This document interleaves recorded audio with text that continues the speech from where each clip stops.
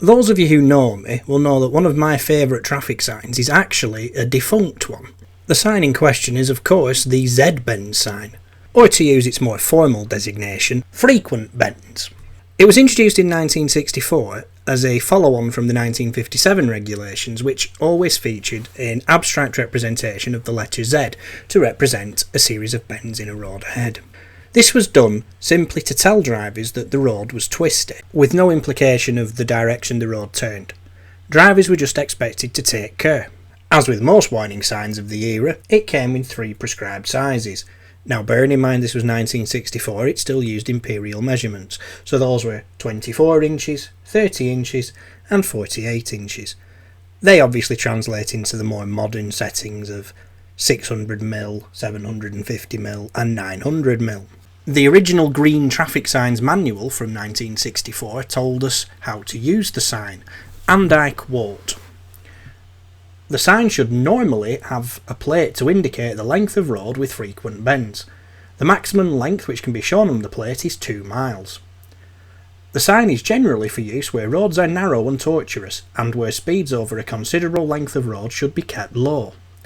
Where this sign has been erected, a bend or double bend sign should not be erected for any individual bend." It was also possible to use this sign with the reduced speed now plate, but back in the 1960s you had to seek advice from your divisional road engineer to do that.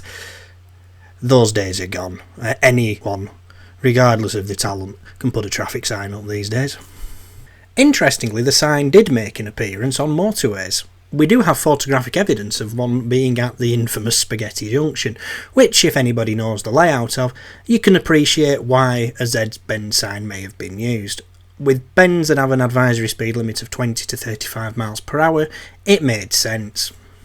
So what we had was a traffic sign that put the responsibility of driving into the hands of drivers, reduced the amount of sign clutter because it covered a length of road, and made it fairly obvious what it was telling you. So what was the natural response of the Department for Transport, or Ministry as it was at the time? In 1975, they got rid of it. The replacement sign was to simply use the standard double bend sign with a distance plate.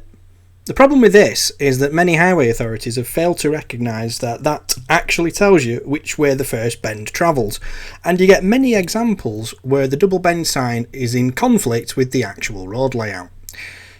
As I said, anyone without talent can put a sign up these days. So is there any chance of this sign being brought back into general use?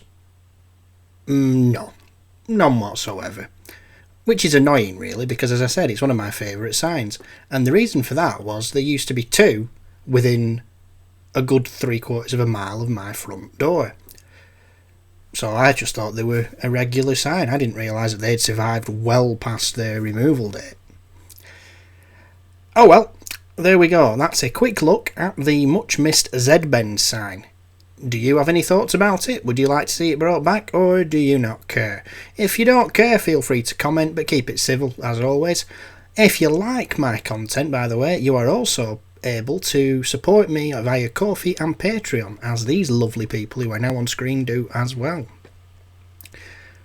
In the meantime, thanks for your time.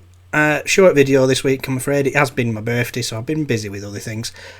I'll catch you soon. Take care of yourselves. Enjoy the warm weather while it lasts. Bye bye.